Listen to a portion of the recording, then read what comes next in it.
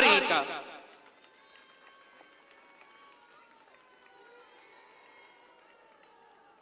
اب جیسے ہم نے سی پیک کی بنیاد رکھ کے پاکستان کے پسماندہ علاقے کے لیے سوچا تھا، پاکستان کی معیشت کے لیے سوچا تھا کہ ترقی کا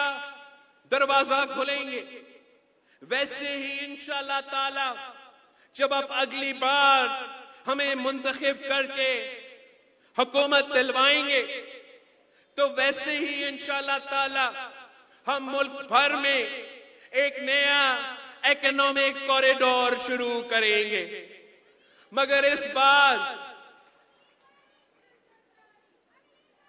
ہمارا اکنامک کوریڈور ایک راستہ ہوگا جس سے ہم پسماندے علاقے میں ڈیولپمنٹ کر سکیں گے، روزگار کے مواقع پرووائڈ کریں گے، اور وہ اس لیے کہ دنیا بھر میں آپ کو پوری دنیا نے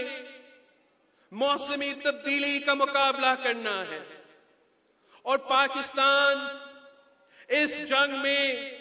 صف اول کا کردار ادا کر رہی ہے۔ سیلاب کے اثرات آپ کے سامنے ہیں، مگر ہر امتحان میں ہم نے اپنے عوام کے بارے میں سوچنا ہے، اپنا مستقبل کے بارے میں سوچنا ہے۔ تو اگر آنے والے دور کے لیے ہم ایک سبز انقلاب پاکستان میں لانے کے لیے، اس موسمی تبدیلی کا مقابلہ کرنے کے لیے پاکستان کے پسماندہ علاقے میں انویسٹمنٹ لے کر آئیں گے،